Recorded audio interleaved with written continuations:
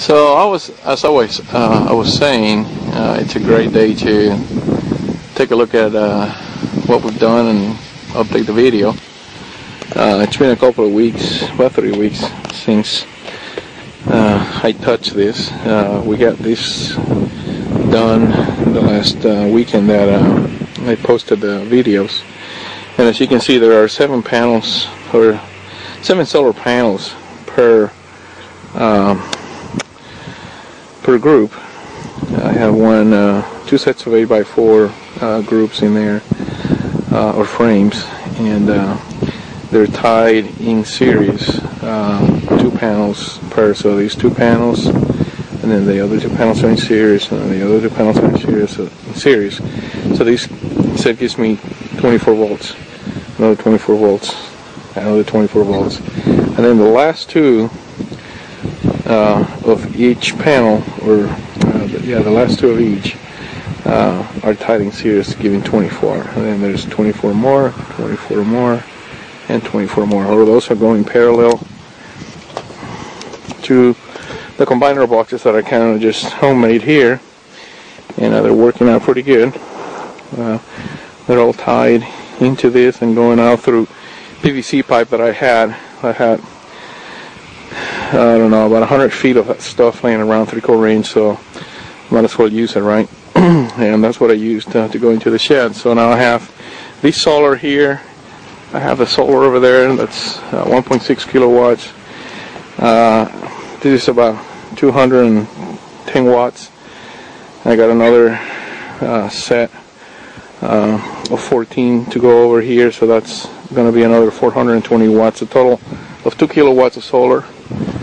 Those 2 kilowatts of wind, that's 4 kilowatts. And I'm in the process of getting somebody to give me an estimate on raising that tower up 100 feet. So it's definitely worth it. I don't think I need to buy any more panels or wind generators. If I just take the tower up and make it 100 to 150 feet, I think there's going to be plenty of wind up there to do what I need to. So I'll go downstairs and I'll show you how it's all working. We don't have a whole lot of sun today. As you can see, there's not much shadow. It is overcast, as you can see, and that's kind of diluting the output of the solar panel. So things are working out good so far. Enjoying spring here in Texas. Talk to you in just a second. I forgot to show you how the frames were actually held down. As you can see, we cut small pieces of 2x4 to go between the ridges to give it support in the middle so they won't sag. You can see from here the heads of the bolts. There's 3 on each one of those vertical beams there for this frame. So there's 3 here, 3 on the other side, and then the frame on top, another 3, another 3. Those are using anchors to go through the roof. That's essentially how it's set up. This roof is a 20-degree pitch. Ideally here in Texas, where I am, I'm at a 28-degree latitude. So the perfect pitch for these panels would be 43 degrees. So how I'm going to do that, which I should have thought about it earlier, is actually put another 2x4 on the top of each one. So the top of this frame will have another 2x4. Top of the other frame, another 2x4. That'll raise it up to the correct position, and that's how we're gonna get around it. We may use the frames that came with the panels from Harbor Freight, which are set at 37 degrees, and just mount them here. That will give me 37 degrees plus 20. It would be 53 degrees. So I'm sorry, that's 47 degrees. So that's about 15 degrees more than I need. This is 23 degrees less than what I need. So I could accommodate the panels by simply putting a 2x4 on the bottom of the frames that came from Harbor Freight and just utilizing those, which would be a fairly easy thing to do. So anyways, that's where we are right now. We gotta snake some more wire for the next set, which I forgot to do the first time, but it's fairly easy to do with this conduit because we did in glue it together just in a couple sections here on top. Talk to you in just another second. So here's the other side of where the wires are going through. I'm using two 10-gauge wires. There's 43 feet running from the top through that channel that we, and then it goes up through that conduit and then goes through the inside. And right now, well, when there is sun, not right now, but when there is sunlight, I'm getting about 8 to 8.5 amps at 24 volts from those.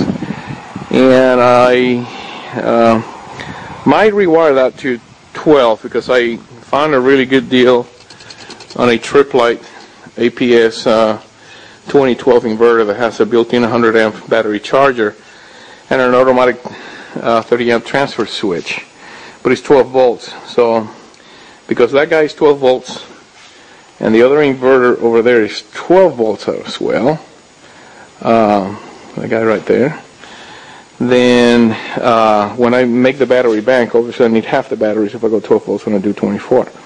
So I'm going to go with a set of interstate deep cycle marine batteries that are going to go in here. There's going to be 20 of those. That's going to give me a little bit over 5,000 reserve capacity, 5,000 minutes at 25 amps reserve capacity.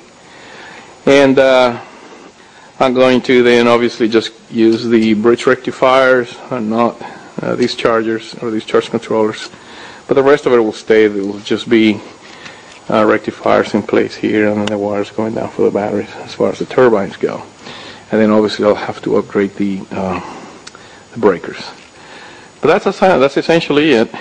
Just a matter of economy and a matter of getting the right deal. That inverter was that triplet it's $900 retail, and I got it for $300. And then I have a transformer, a T240 transformer that hooks up to it, that converts the voltage to 240 volts, two-phase, right? So 120 on each side, and that's going to power my well pump all the time, which goes through that relay box, and then that well pump pumps water into this 300-gallon tank here that you see, and then that pump pressurizes the water, takes it into the house. So this whole thing is going to run purely of solar and wind, the entire shed, and I'm just going to eventually continue adding circuits as I add the battery banks and I add capacity, and this tower goes up. When this tower goes up, I expect to have a full kilowatt at least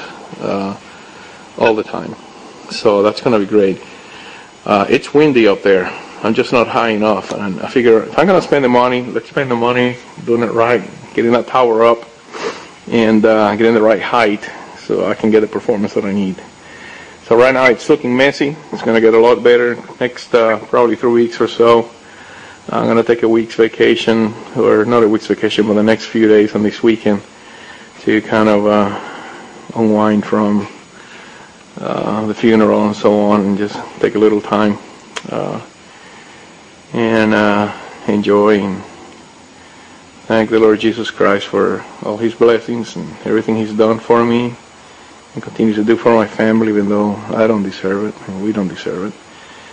And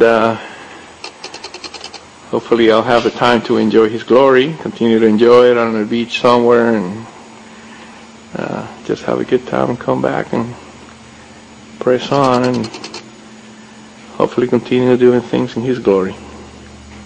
Take care.